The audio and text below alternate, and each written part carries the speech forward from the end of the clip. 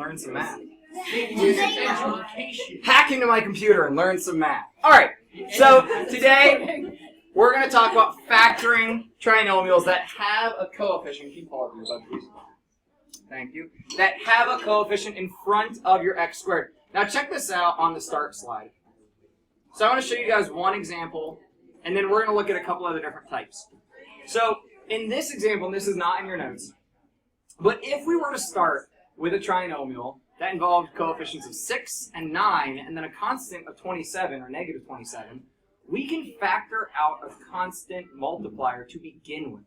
So the first thing you always want to look at with these trinomials is there a value I could factor out of all three of these, which in this case is the 3. From there, my trinomial just becomes 2x squared plus 3x minus 9. Now this is where I want to talk about the array process. So you guys know a little bit probably about array multiplication, right? If I did like 13 times 27, I could set up the boxes and do array multiplication. This is the reverse process of that. We're looking for what array, when I take a binomial across the top and a binomial across my vertical, will, when I multiply through the array, give me all the terms that when combined will make my trinomial. So we're going to work, like this will make more sense once we get through the lesson, but factoring out the 3 made these values smaller. You wouldn't have to factor out the 3, but it makes your life a whole lot easier. So they find out that my one binomial should be x plus 3. My other binomial should be 2x minus 3, because 2x times x gives me my 2x squared. 2x times 3 gives me 6x, and when combined with the x times the negative 3, gives me my positive 3x, and my constant value of negative 9. I'm wondering what... Oh, never mind. So this will make a lot more sense once we do a couple. So let's check out.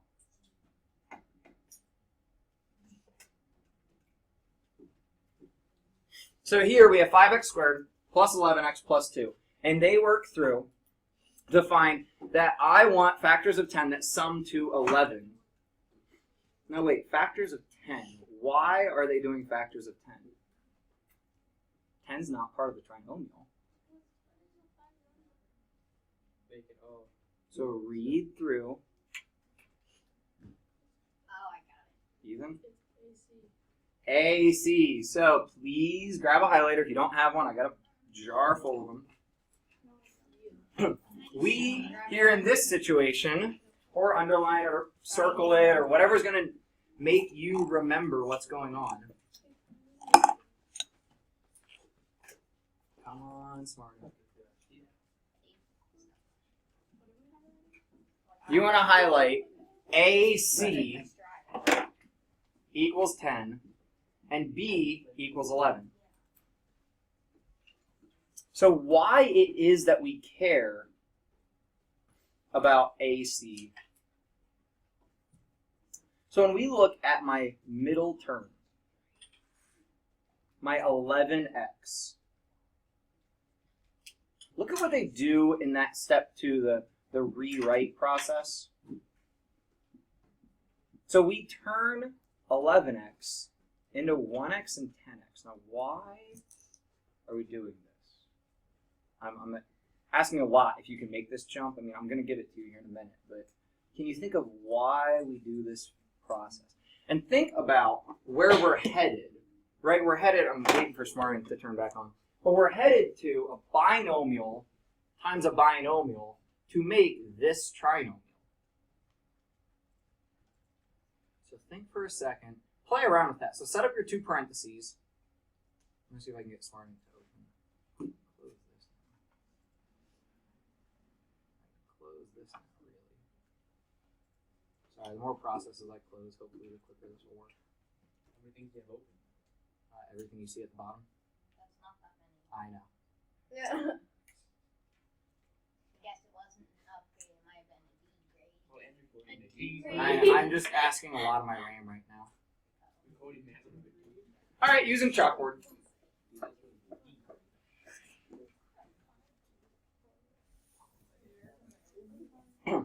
So they've now broken down. This now becomes 5x squared plus 1x plus 10x plus 2. Now this is the same thing that we started with. This minus should be a plus. Yeah, I don't know where that typo derived, but that minus should be a plus. So please correct that. I don't know how that typo got by. Hey, and now Smarty is here. Why would you want to do Be that? gentle. Why not? Sometimes you just gotta throw things. No? So, now, where we're working towards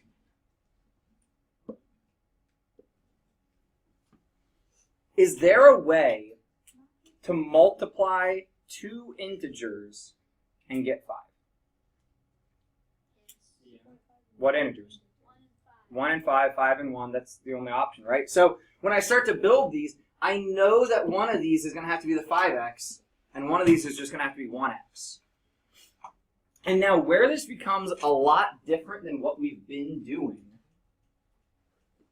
is now my first values and my outside values are affected by that coefficient.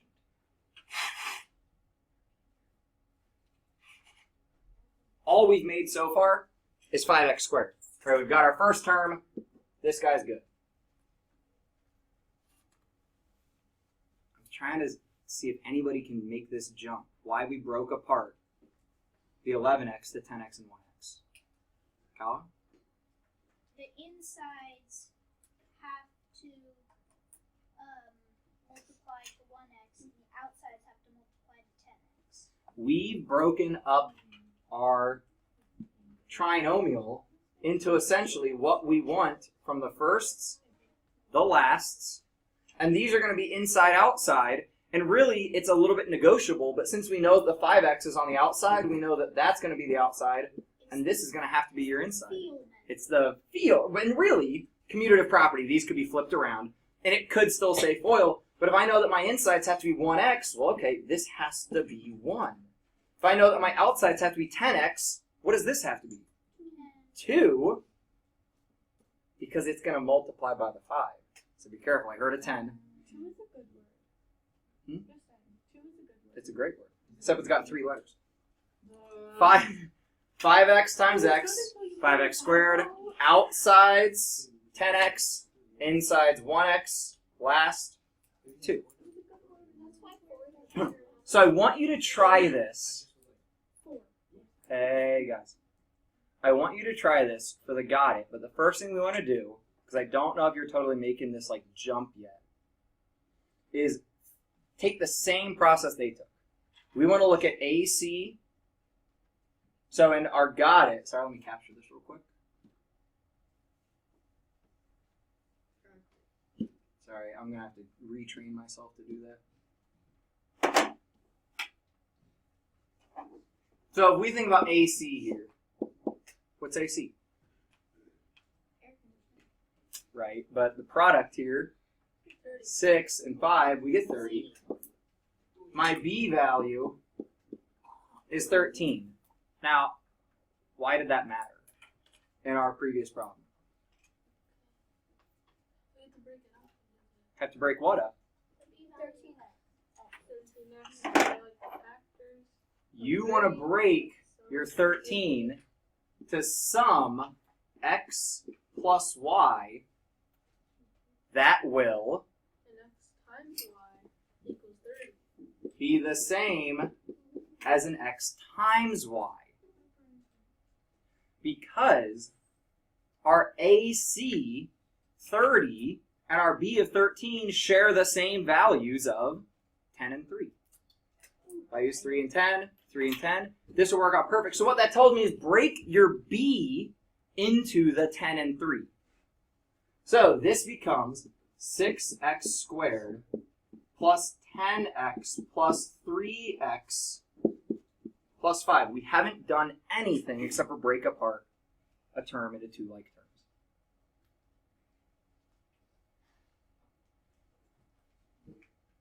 Does it matter what order we put the 10x and 3x in? No, because we can fix that later. Like we know it's commutative, so as long as you're not like thinking really rigidly, then no, it doesn't matter. Now here's where this one gets even more different.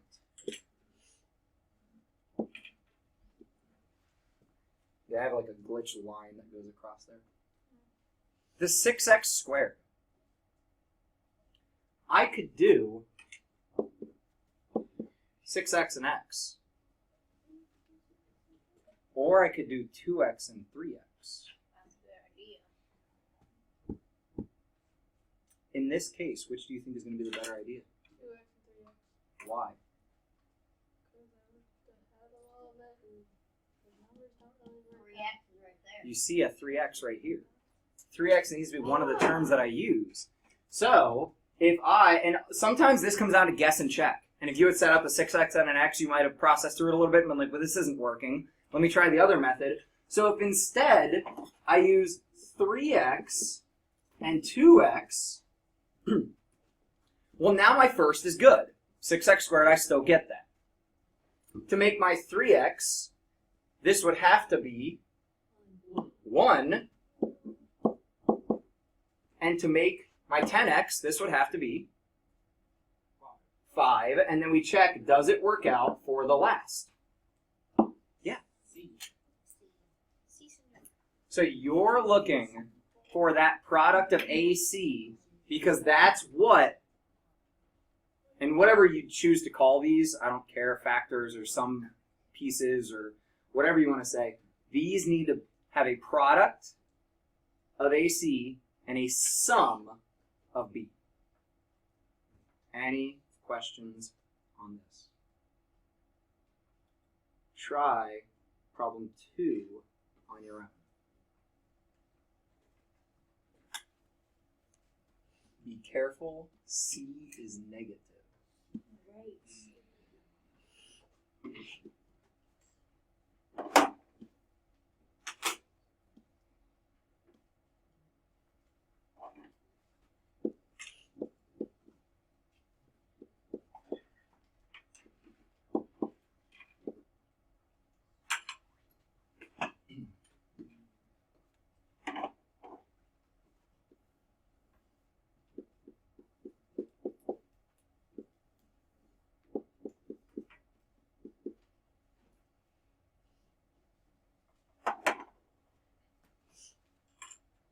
Really, I should not have been using x here. So if you choose to use like VW or whatever variables you want, I don't care. But because we're using x in the problem, technically, as I step back and think about this, I shouldn't really be using x as a variable. So just understand these are two different x's. This is just a stand-in for whatever number we find.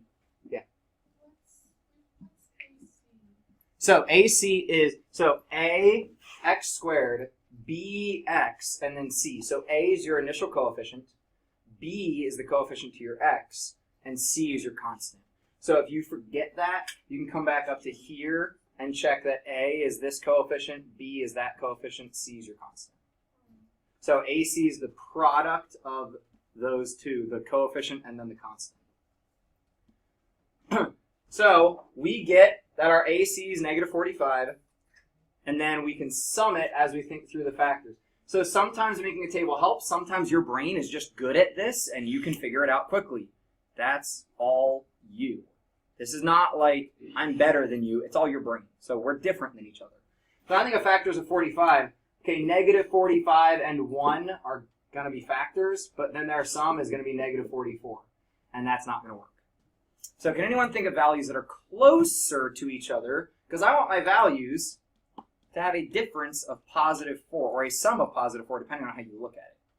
Caleb, you had your hand up for a minute. I was going to say maybe like negative 9 and 5, or maybe negative 5 and 9. Ooh, so negative 9 and 5, that would give me a sum of negative 4, but positive 9 and negative 5 will give me a sum of positive 4. So that tells me that 9 and negative 5 are my values.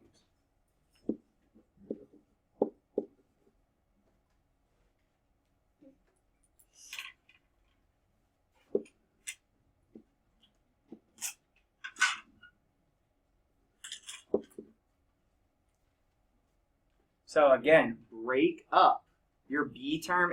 Once you get good at this, you won't have to write out the whole process. But once we figure out it's 9 and negative 5, we use these to rewrite. Now we have 3x squared plus 9x minus 5x minus 15. Any questions with what I've done? I know this is a confusing process, so please, whatever's not making sense, you don't have to know why it's not making sense. Just, yeah. What is 9 and negative 5? So this tells me how I'm going to break up my b value. Thank you for asking that, because that's kind of what I figured we hadn't really dove into enough. This value, I know grammar. This value needs to be broken up to be an outside and an inside term that will come together to make that. What we're determining is how do I break that up? So what I'm looking for is values that will let me multiply to make my negative 45, but add together to make my positive 4.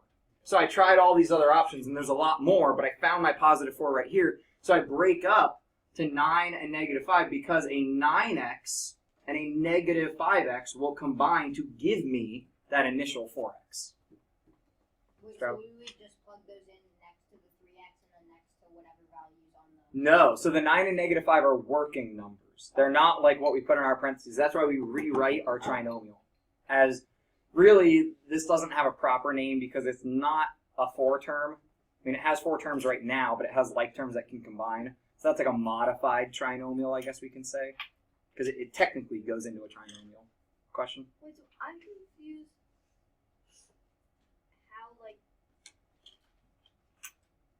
how that works to like split them up. Like, So let me back up a minute. I don't really care how much we get done with in class today. Let's talk about why the heck we're doing this. Right? Like that's a novel idea, right?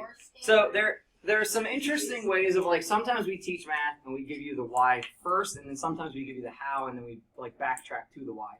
If we started with the why with you guys, it's a little overwhelming. But let's take this, 3x squared plus 4x minus 15. I just want to show you guys why we're doing what we're doing. Slow motion.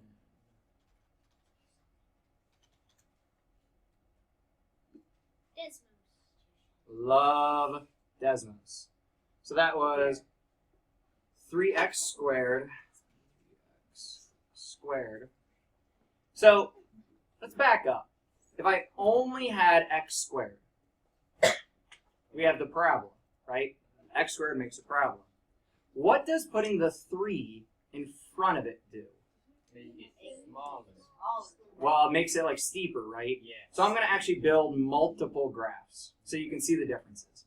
So then, what do you think the negative 15 would do if I just had 3x squared and... To the left 15, right? In a linear equation, what's the constant do?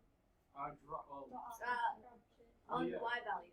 It's the y intercept, right? This is still your y-intercept. So putting the negative 15 on there shifts it down 15. Now is where it gets real interesting. What do you think happens when I put in that middle b term of the 4x? All heck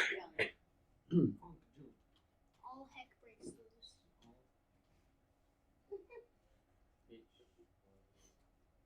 So it has shifted my parabola down, and now down a bit more and left.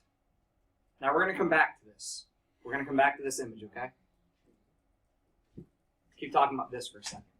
I'm going to talk about, like I've told you guys, I keep changing my teaching every year, especially this class, because I've only taught this.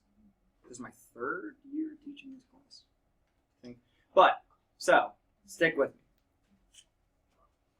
We got our 9 and our negative 5. We need to figure out the other values here. Well, we know this has to be an x.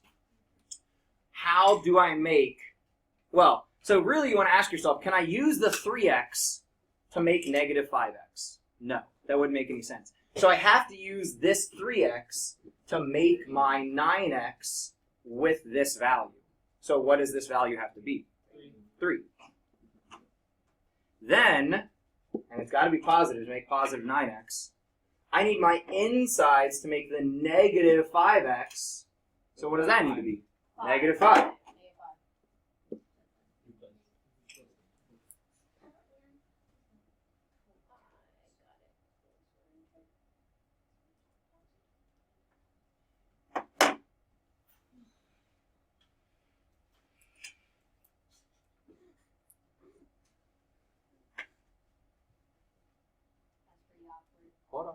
Oh crap! I want to capture that so it's up on the TV.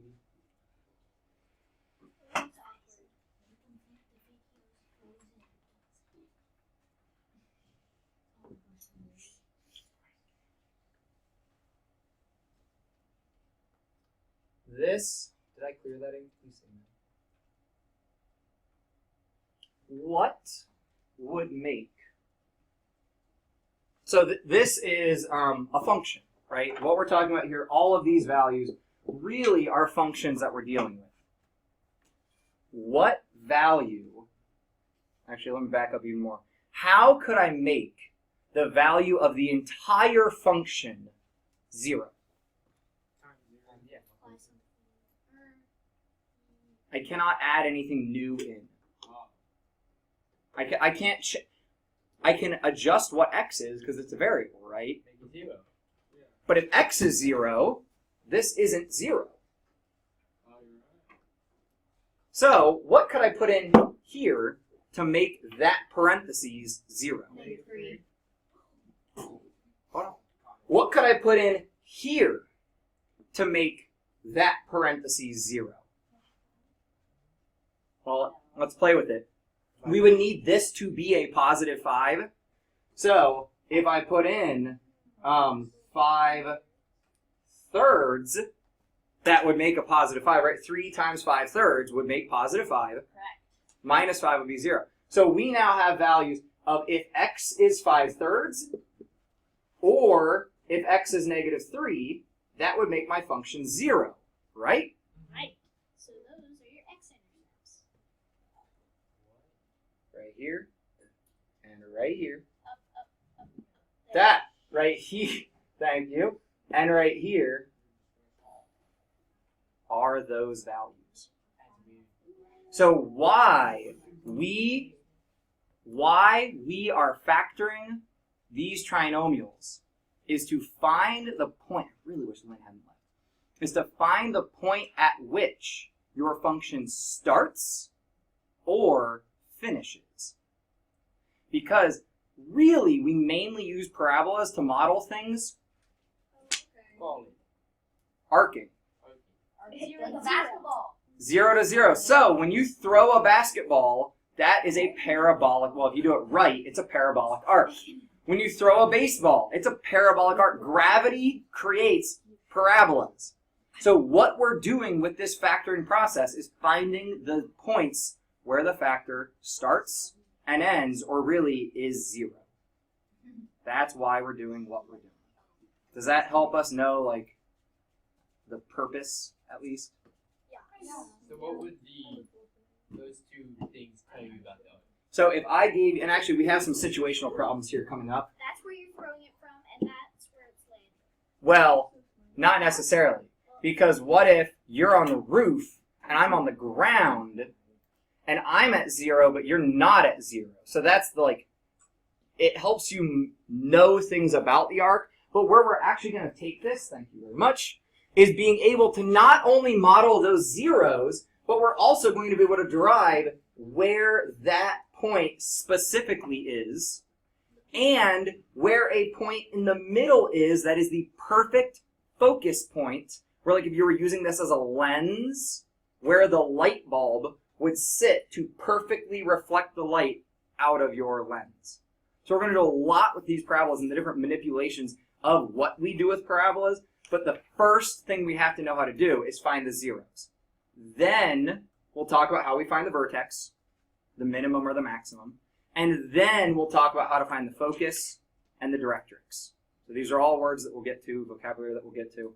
First thing we have to understand is how to find the zeros, which comes back to factoring. Is that how they make the car thing go boom? That's how you make headlights actually work, like, and throw the light out. Otherwise, you'd end up with just, like, light that stayed. Because if you bounce light at a sharp angle, it's going to bounce back and forth. If you bounce it at a wide angle, it's going to bounce out and keep going that direction. So it's like when you play pool. You got to bounce it at the right angle to get it to go where you want it to go. And when you're bouncing off of a curved surface, I mean, at any given individual point, it's a straight line, but this is a curved surface. There's a lot of math that goes into lining it up perfectly. And if you look at a car headlight, you can actually adjust where the light bulb sits. So mechanics will turn little knobs and dials and adjust it to get the longest distance of the light. And that is moving the light bulb either forwards or backwards as they adjust that. Someone made a circle pool table. Really? Yeah. I know there's other games involved in billiards that are not regular billiards, and they use different tables. So, Lynn, I did not pay attention to where you left, but to summarize, we really are doing this process to find the zeros, to find when my parabola crosses the x-axis. So it's the x-intercepts. So, really quick to just do one more with just practicing the numbers. Try this, got it. Find your AC and your B and work this same process through. I'm going to clear this and I'm going to start.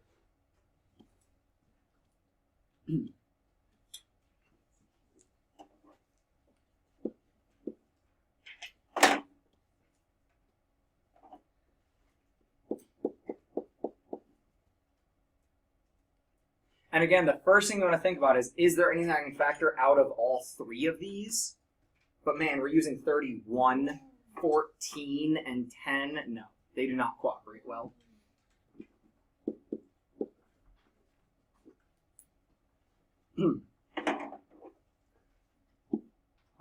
No, I don't use.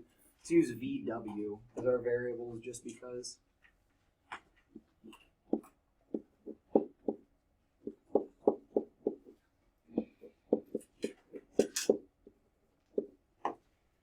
So again, why we do the AC and the B is to compare when will I have two values that multiply to make my AC and two values that add to make my B.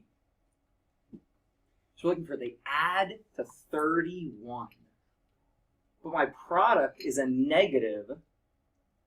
So what do I know since my product is negative? There's a negative involved. And there's only one negative involved. Shoot. Let's start thinking of some factors of negative 140. Obviously, like negative 14 and 10, that was what they gave us. We could break it in half and do negative 70 and 2.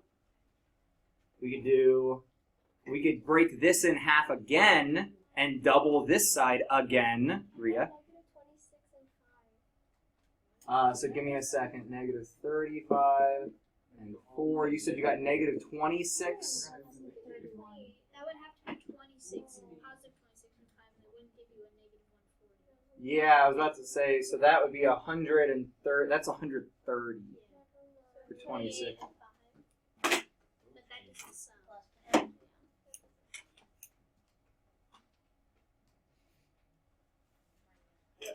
Can there be a decimal?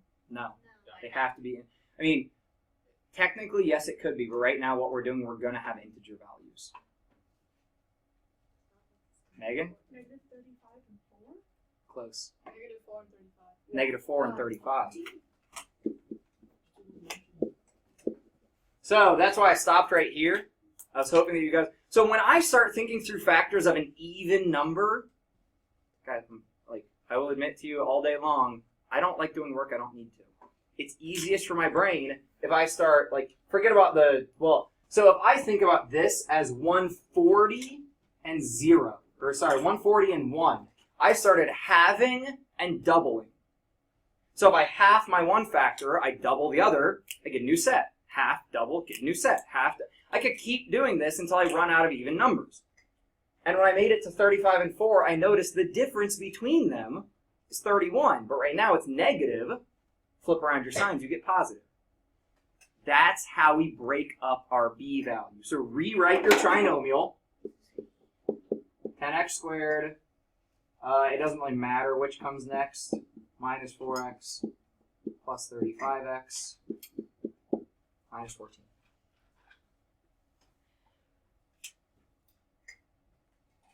Now, having 10x as your first variable, or your first coefficient, makes this a bit more difficult because I have two options. Really, three options.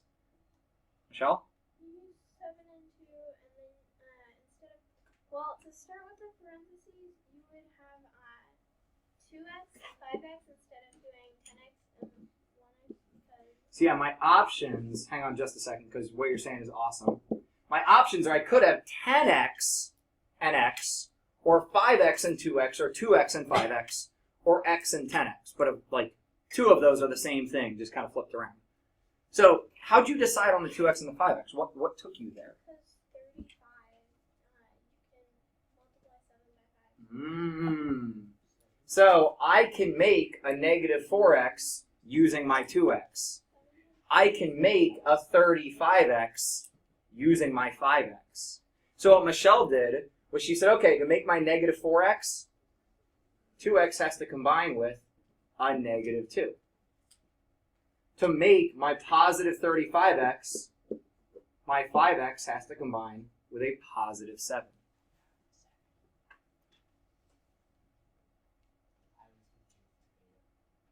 Questions how we got to here. From this point, and you don't have to know this yet, I'm just trying to teach you guys things as it's kind of natural to talk about it. From this point, we can determine its zeros, its x-intercepts. So we could make a statement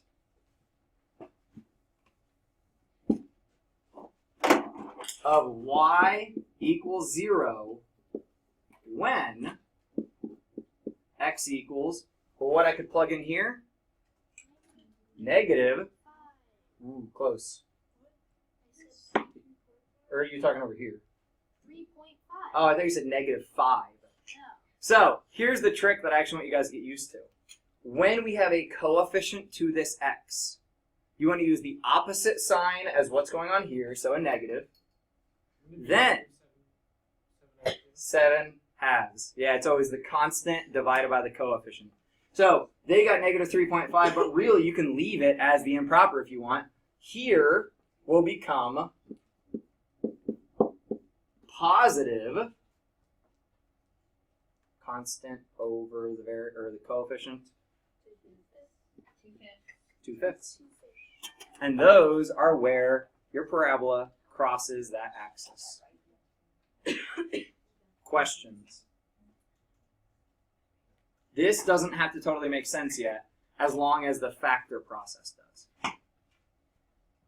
Now, let's look at this, the array method, because I think we're going to end up doing this as a 2-day notes thing.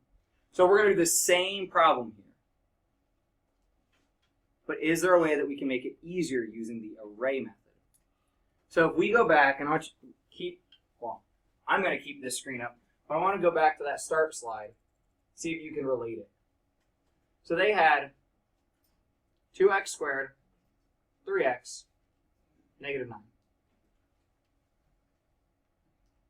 We had 10x squared, 31x, negative 14, or we can use this. Look at their array when they look at their top right and bottom left.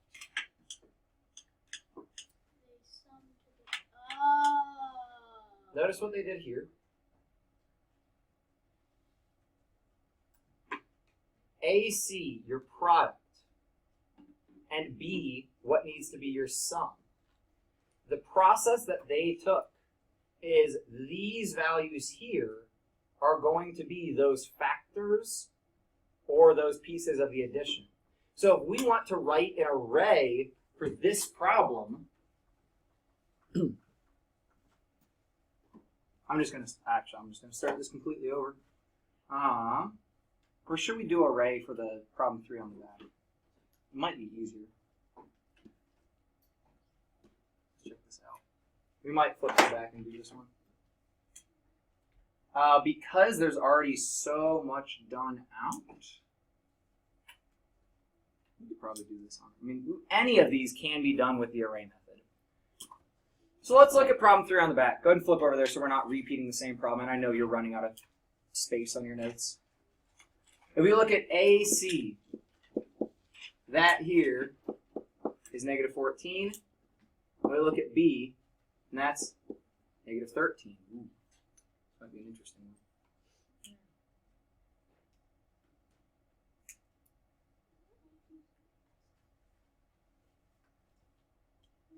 So they already found our factors, 1 and negative 14, right? So we could list out this whole table. But if we didn't, if we want it to look like their array method, and this depends on your brain, which you decide is better, we could set up knowing that our AC is negative 14, our B is negative 13. If I use a positive 1 and a negative 14, these values will get that sum and that product.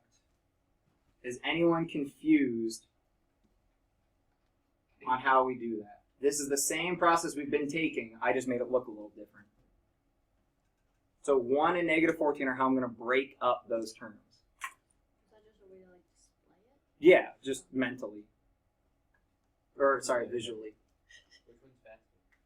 Depends on your brain. Depends on what you prefer.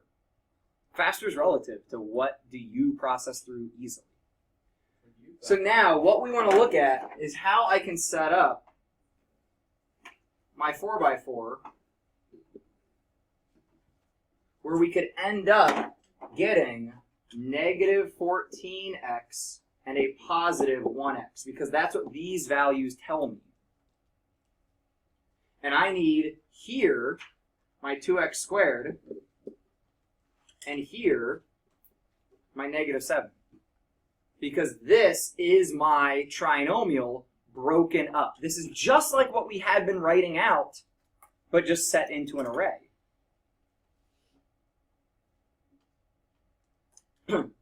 Can I put 2x here? Look down your column. No, because my 1x. Could I put 2x here? Yes. Yes. If I put 2x there, what has to be here? X. If I have 2x here, what must be out here? And if negative 7 is out here, what must be down here? A positive 1. Does that array work? Yes, it does. There are your binomials. So another way to solve that gets you the same place. So whichever you prefer, up to you. Please start your homework this evening. Do as much as you're able to. Come with questions. I would like to start with questions from the homework. Actually, we'll probably start by finishing the lesson tomorrow, then doing any homework questions, and we'll just do some of those together. Please work on it tonight so you know what's difficult for you still, okay? Please put in at least like 15 to 20 minutes so we can move forward. Thank you guys very much. Have a wonderful day. A wonderful day. No joke. So he's gotta go see the doctor and Alright, see you guys. Later, guys. the guy's like, That is false accusation. 27 hours of homework. hey. I bet you have it.